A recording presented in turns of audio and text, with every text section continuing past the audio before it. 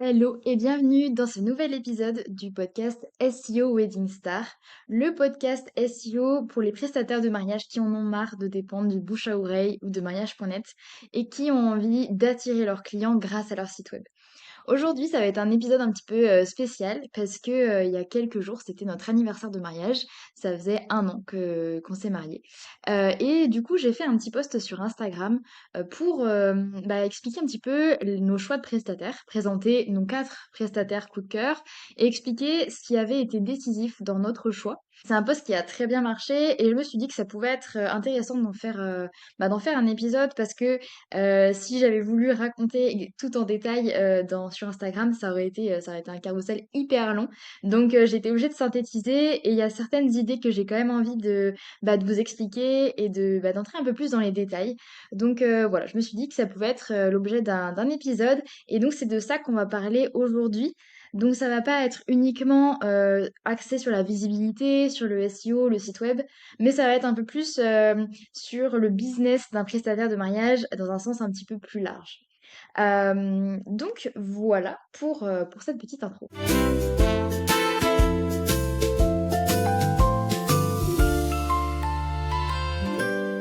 Les 4 prestataires dont je vais vous parler, ça va être le photographe, la boutique de robes de mariée, la coiffeuse et le food truck. Et je vais vous expliquer à chaque fois comment est-ce que on en est arrivé à choisir ce prestataire en particulier, ce qui a vraiment changé les choses, ce qui a été décisif dans notre décision. Et vous allez voir en fait que c'est pas forcément toujours la qualité du travail qui, euh, qui, qui fait la différence et qu'il y a plein d'autres choses qui se jouent aussi et sur lesquelles il est important de travailler pour attirer plus de clients et en tout cas signer plus de clients une fois qu'on les a attirés. Alors, premier prestataire, c'est notre photographe. Donc notre photographe, c'est Corentin Puratou, un photographe basé en Vendée. Alors, pourquoi on l'a choisi? Déjà, il a beaucoup de talent. On adore son style de photo. On est complètement fan. C'est le style qu'on voulait, c'est le style qui nous ressemblait euh, vraiment. Et du coup, c'était déjà un très bon point. Mais autre chose, c'est que j'avais déjà fait appel à lui. En fait, on le connaissait déjà. Et j'avais déjà fait appel à lui, notamment pour mes photos de branding que j'utilise un petit peu partout, notamment sur mon site. C'est lui qui les avait prises.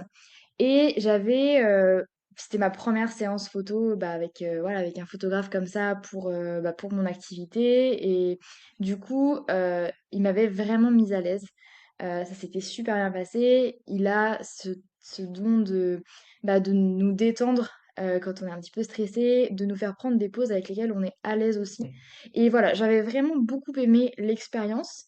Et du coup, j'avais refait appel à lui aussi pour un shooting famille. Et du coup, pareil, c'était une excellente expérience. Il avait réussi à faire en sorte qu'on passe un bon moment, que ce soit vraiment détendu, même si tout le monde n'était pas forcément à l'aise avec l'objectif. Mais finalement, il a réussi à mettre tout le monde à l'aise. Donc vraiment, ces 2 premières expériences sur des petits shootings, on va dire, étaient vraiment réussies. Et du coup, c'était devenu une évidence pour nous de le choisir parce que du coup, on avait déjà vu sa manière de travailler, etc. Les photos qu'il nous avait rendues aussi étaient sublimes. Donc vraiment, on était déjà convaincus par son travail, mais aussi par toute l'expérience qu'il y avait autour. Et du coup, c'était vraiment une évidence pour nous de faire appel à lui sur notre mariage. Donc la leçon que j'ai envie de mettre en avant, c'est que vous avez sûrement des prestations, enfin en fonction de votre activité, vous avez peut-être des prestations, on va dire, un petit peu plus petites ou des, euh, des produits d'appel, des prestations d'appel, si on peut dire ça. Et du coup, c'est vraiment très important de soigner chacune de vos prestations, de prendre soin de chacun de vos clients, même si c'est pour des petites prestations, des petits shootings photos ou des petits événements et choses comme ça. Parce qu'en fait, ils peuvent toujours faire appel à vous pour un événement beaucoup plus grand comme leur mariage par exemple ou d'autres choses et aussi pour vous recommander à leurs proches. Déjà pour ce photographe-là, nous on l'a recommandé à plein de nos proches. Et voilà, ils peuvent faire pareil avec vous si vraiment ils ont été convaincus et séduits aussi par l'expérience que vous proposez. Donc vraiment, au-delà de la qualité de la prestation, faites vivre aussi un bon moment à vos clients, faites-leur vivre une expérience agréable et voilà, pour qu'ils en gardent un super bon souvenir et qu'il n'y ait pas juste la qualité du travail, le rendu qui joue ou le tarif qui va se pencher la balance. Donc voilà pour ce premier prestataire, donc le photographe. Deuxième prestataire, c'était la boutique de robes de mariée. Donc j'ai fait plusieurs boutiques à Angers, puisque c'est là qu'on s'est mariés, c'est là qu'on habitait à l'époque. Et du coup j'ai fait deux boutiques, mais avant de prendre rendez-vous, j'ai fait beaucoup de recherches. En fait, j'ai épluché le site des différentes boutiques. Donc déjà, je me suis renseignée auprès d'amis qui s'étaient déjà mariés, voilà, sur les boutiques qu'elles avaient faites, etc. Et j'avais épluché le site de chacune des boutiques qui m'intéressaient sur Angers pour avoir une idée déjà du style de robe qu'elle vendait, qu'elle proposait. De la gamme de prix aussi évidemment parce que forcément ça peut aller du simple au double en fonction des boutiques. Donc de la gamme de prix et aussi des délais. Donc j'avais vraiment fait une petite recherche sur les différents sites. J'avais une très mauvaise expérience déjà avec une boutique. Heu, une boutique, dans la même rue que celle, que j'ai choisie au final, que j'ai appelée pour prendre rendez-vous. Et en fait, donc mon mariage était 6 mois plus tard et en fait, la vendeuse a été pas du tout agréable, avec moi. Quand je lui ai expliqué que le mariage c'était dans 6 mois, tout de suite elle m'a dit: «Ah non, non, mais ça va être impossible de trouver une robe, il faut s'y prendre beaucoup plus tôt» et cetera. Mais vraiment avec un ton pas très sympa et elle me disait que dans le budget, de toute façon, c'était complètement impossible d'avoir une robe à ce prix-là. Heu, donc heu, donc vraiment, je me suis pas sentie du tout, hyper bien considérée par cette boutique. Et du coup, j'ai fini par, finalement refuser de prendre rendez-vous, même si elle me proposait quand même un rendez-vous en plus. Mais non, non, voilà, j'ai pas pris rendez-vous avec elle parce que j'ai vraiment le premier échange était vraiment pas agréable du tout. Donc après cette mauvaise expérience, j'ai pris rendez-vous dans deux autres boutiques. La première, c'est Mademoiselle G. Pourquoi j'ai pris rendez-vous? Parce que donc le site était hyper précis, hyper complet sur plein de choses. Il y a plein de choses qui étaient expliquées un peu en détail sur le process, etc. Mais surtout, il y avait les différentes collections, en tout cas les différentes marques qui étaient représentées dans la boutique. Donc ça m'a permis ensuite de visiter le site de chaque marque pour voir un petit peu le style et du coup voir s'il y avait le style qui m'intéressait. Et effectivement, il y avait des robes qui me plaisaient. Et il y avait aussi une fourchette de prix qui était indiquée pour chaque marque. Donc en fait, le site avait une page pour chaque marque de robe. Et à chaque fois, elles expliquaient un petit peu le style et la gamme de prix de cette marque. J'ai trouvé ça trop bien parce que j'ai trouvé ça sur très très peu de sites de robes de mariée. D'avoir un affichage des tarifs, ou en tout cas d'avoir une gamme de prix. Et du coup, là, ça me permettait vraiment de me positionner et de prendre rendez-vous avec un peu de confiance. Je savais que j'allais aller dans cette boutique-là, mais oui, il y avait le style qui m'intéressait. Et oui, il y avait il y avait quelque chose qui correspondait aussi à mon budget. Donc, déjà, j'étais rassurée sur ce point-là et j'étais beaucoup plus confiante dans la prise de rendez-vous. Et donc, au moment de prendre rendez-vous, c'était un formulaire de contact. Et déjà à ce moment-là, on me pose beaucoup de questions sur le style, sur les robes aussi. Il fallait citer quelques modèles qui nous intéressaient et qu'on avait envie d'essayer. Enfin voilà, il y avait vraiment déjà des questions sur le projet et sur nos envies. Et du coup, ça m'a déjà préparée, ça m'a plongée un petit peu dans le bain. Et au moment où je suis arrivée au rendez-vous, du coup, il y avait déjà eu un appel téléphonique, je crois, pour étoffer un petit peu les premières idées. Et je me suis sentie vraiment écoutée dès le formulaire de contact, mais ensuite en appel et ensuite en rendez-vous. Vraiment, je me sentais écoutée par rapport à mes envies. Je sentais qu'on voulait me proposer aussi des solutions par rapport au style que j'avais envie, mais aussi au budget. Et vraiment qu'il n'y avait pas de contraintes, contrairement à l'autre boutique où tout de suite c'était ah non, non, c'est pas possible, vraiment c'est infaisable, etc. Bah là, on cherchait à faire matcher mes envies avec ce que cette boutique avait à proposer. Et ça, j'ai beaucoup, beaucoup aimé au niveau de l'expérience. Et C'était tellement, du coup, ils étaient tellement à l'écoute que le premier ensemble qu'elle m'a proposé, donc c'était une robe avec un petit haut par-dessus, le premier ensemble, ça a été le coup de cœur. Vraiment, elle a réussi à taper dans le mille dès la première proposition. Et ce qui fait que, bah, voilà, ça a été même après avoir essayé plein d'autres choses, ça ne, ça ne changeait rien. Donc vraiment super bonne expérience, super bonne écoute et aussi un affichage des tarifs super agréable. Au final, du coup, la deuxième boutique que j'ai essayée, l'expérience était beaucoup moins bien. Il y avait pas ce côté intimiste. On voyait, on voyait l'autre futur marié qui était en train d'essayer ses robes, etc. Donc il y avait ce côté un peu moins intimiste. Et en plus de ça, il n'y avait pas du tout le style que je voulais, donc ça correspondait pas du tout à mes attentes. Donc j'ai fini par bah, voilà, signer avec pour le premier ensemble qu'on avait essayé.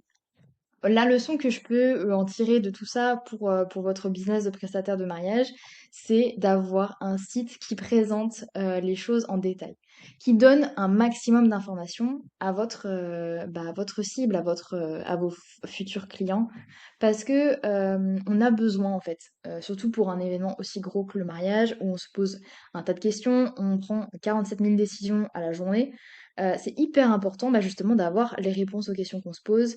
Il y a aussi un énorme budget à gérer et du coup, bah, c'est important d'avoir en tout cas une connaissance de la gamme de prix, d'une fourchette de prix pour bah, voilà, pour vos prestations.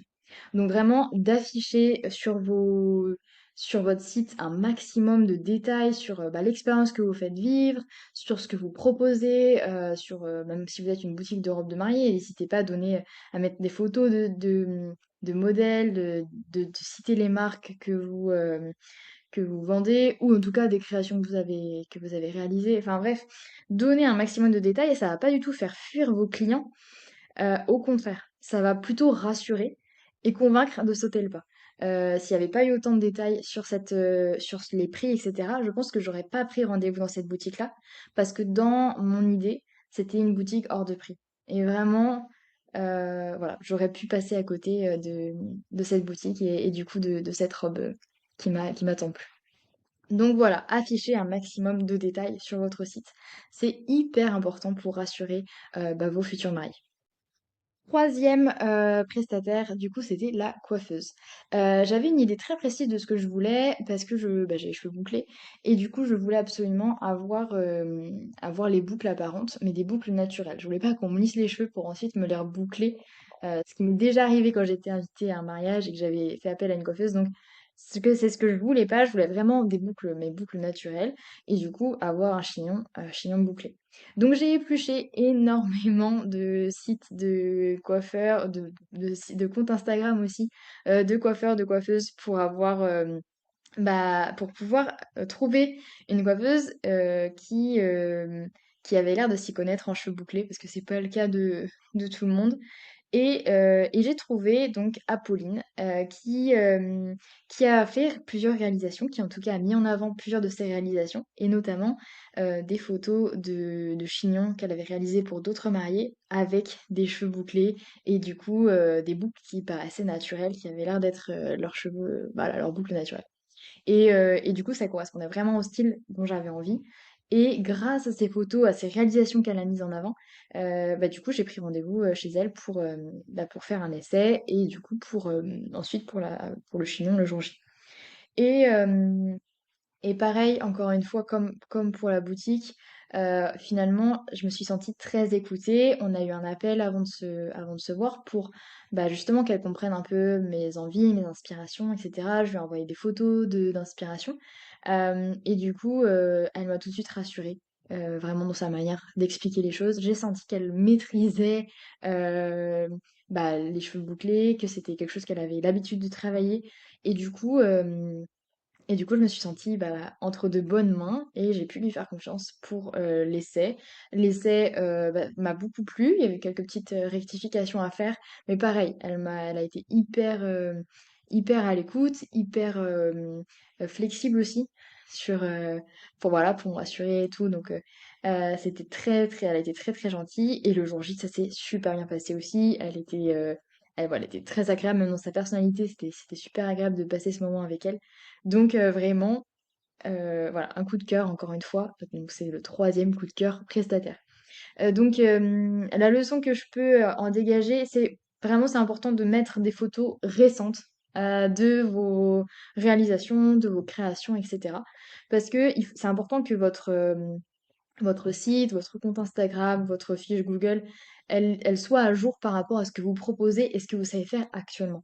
Je sais, par exemple, les photographes, vous évoluez aussi dans vos retouches, dans votre style de photo. Et il est probable que les photos que vous ayez publiées peut-être il y a 3 ans, au moment où vous démarriez, ou voilà, un peu plus tard, comparées à maintenant, que ce soit complètement différent. Ou en tout cas, enfin, qu'il y ait une évolution.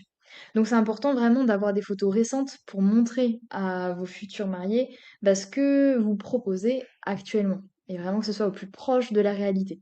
Ça va vraiment les aider à se projeter et à pouvoir vraiment se sentir encore en confiance et voir si le style leur plaît ou pas. Donc voilà, mettez à jour, mettez un maximum de photos et surtout faites en sorte qu'elles soient à jour quoi, par rapport à ce que vous proposez actuellement. Et enfin, dernier coup de cœur prestataire, c'était le food truck. Donc on avait envie de faire un food truck pizza pour notre mariage.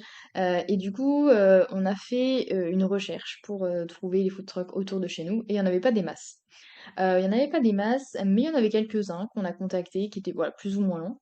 Et on en a contacté deux ou trois, je sais plus. Il y en a peut-être un qui nous a pas répondu. Et donc voilà, en tout cas on a échangé vraiment avec deux food trucks. Le premier nous a répondu, mais l'expérience n'était pas folle. C'était que des échanges par mail et c'était assez froid. En fait, on s'est mariés le jour de la fête de la musique et du coup, quand on a demandé un devis, là, on s'est senti un peu contraint par la réponse. Alors, on a tout à fait compris sa réflexion, mais c'est plus la manière de l'exprimer qui nous a un petit peu dérangé. Dans le sens où, comme on était le jour de la fête de la musique, il avait l'habitude d'être présent dans un village autour de chez lui en tant que food truck public, enfin, pour recevoir du public et du coup faire des pizzas sur une place. Et du coup, il nous imposait un nombre minimum de pizzas en nous expliquant que sinon, ce serait plus intéressant pour lui de garder son précédent contrat, son contrat habituel. Donc, on comprend son besoin d'être rentable et tout, mais c'est la façon de l'exprimer par mail et c'était vraiment assez contraignant. Voilà, ça nous imposait pas mal de choses dans le contrat, dans la manière dont ça devait se passer pour que ce soit plus intéressant pour lui. Donc voilà, même si encore une fois on comprend son raisonnement, on s'est pas senti tout à fait écouté et considéré en tout cas voilà, comme des clients à part entière, mais vraiment plus comme un contrat parmi tant d'autres. Il fallait plus que ce soit une question de rentabilité. Et du coup, dans les échanges, c'était pas forcément agréable. Et du coup, on a préféré refuser du coup les conditions qu'ils nous imposaient. On a préféré refuser ce prestataire-là. Et à côté de ça, on a eu une autre expérience beaucoup plus sympathique avec Napolizza Truck, donc qui est un food truck en Mayenne, je crois, qui se déplace du coup aussi dans le Maine-et-Loire. Et eux, ils ont été adorables. Alors déjà, ils s'étaient lancés depuis pas très longtemps de ce qu'on avait appris après. Et ils faisaient du coup des mariages, etc. Mais ils se déplacent aussi dans les villages pour faire de la prestation de food truck dans la semaine.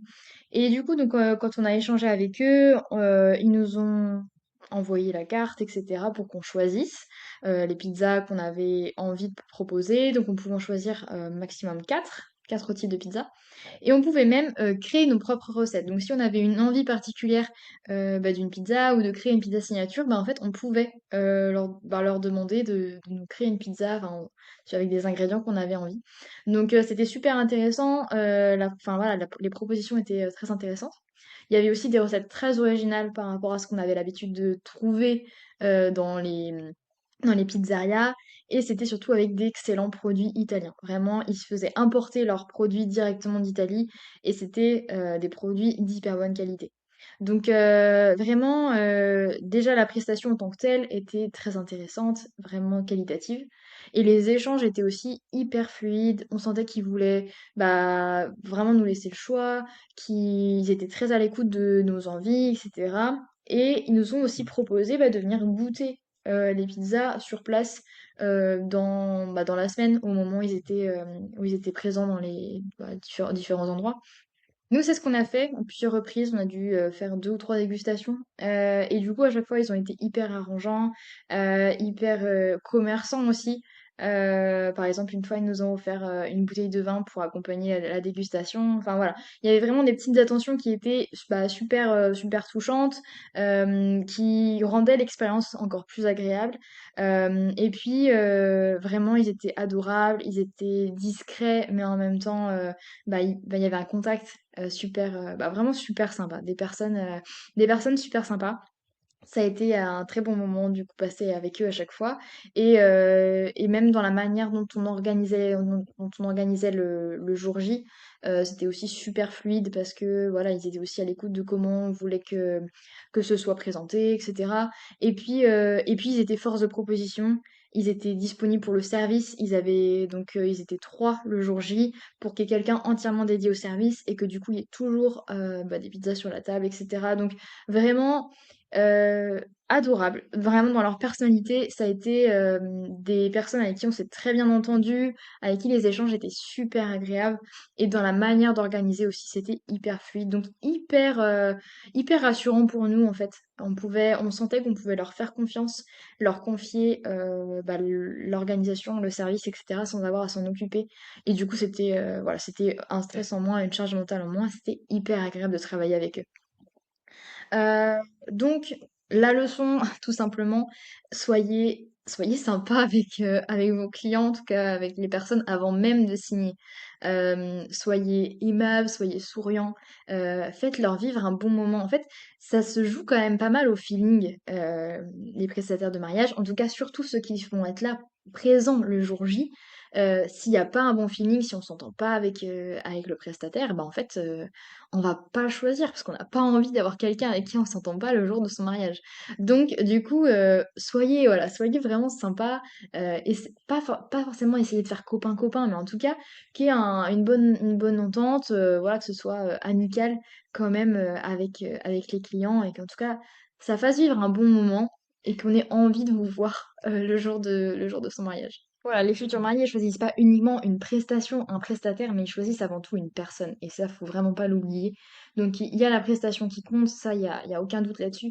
Mais vraiment, la personne en tant que telle aussi, enfin, c'est vraiment très important. Donc, ne pas négliger, voilà, le côté humain. Donc voilà pour ces 4 coups de cœur prestataires. Vraiment, on a adoré travailler avec eux, pour des raisons différentes. Mais en fait, on voit qu'il y a un point commun quand même entre ces 4 prestataires, c'est qu'ils nous ont fait vivre une expérience, avant même le jour J.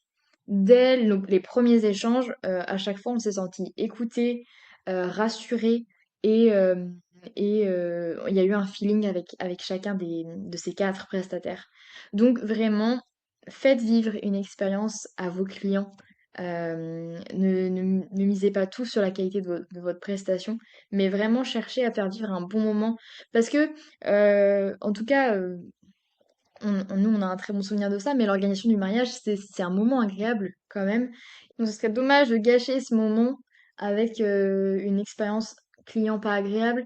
En plus, pour certains, c'est vraiment, enfin, à certains moments, c'est quand même un certain stress. Enfin, il y a quand même pas mal de choses à gérer si les futurs mariés organisent leur mariage eux-mêmes. Donc, c'est important justement de rassurer et de leur enlever un peu de stress. Voilà, bah, j'ai été hyper contente de pouvoir vous raconter un peu ces différentes expériences. J'espère que ça vous aide un peu à voir les différents axes à travailler quand on est prestataire de mariage et qu'il n'y a pas juste la prestation, mais qu'il y a plein de choses qui gravitent autour qui sont hyper importants. Donc si on fait un petit résumé, soignez toutes vos prestations, même vos petites prestations, même vos produits d'appel, parce que ça peut vraiment déclencher un achat, enfin en tout cas un contrat un peu plus gros plus tard ou des recommandations aux proches, aux amis, etc. Ensuite, affichez un maximum de détails sur votre site web, vos tarifs, etc. C'est hyper important, ça rassure les futurs mariés et ça peut les aider à sauter le pas de vous contacter, de prendre rendez-vous. Ensuite, mettez des photos récentes de vos réalisations, des derniers mariages que vous avez faits, etc. pour qu'on voit quel est votre style et quel est votre style actuel surtout. Et ensuite, quatrième conseil, c'était d'être souriant, aimable, disponible avec vos futurs mariés. Parce que ça peut leur enlever beaucoup de stress et les rassurer, leur inspirer confiance. Donc voilà, c'est tout pour cet épisode. J'espère que ça vous a plu. N'hésitez pas à me dire en commentaire ou en message privé sur Insta lequel de ces conseils vous a le plus plu et pourquoi est-ce que vous, aujourd'hui, les futurs mariés, vous choisissent. Sur quels critères est-ce qu'ils vous choisissent vous plutôt qu'un autre concurrent. Sur ce, je vous dis à mercredi prochain pour un prochain épisode de SEO Wedding Star. À plus tard!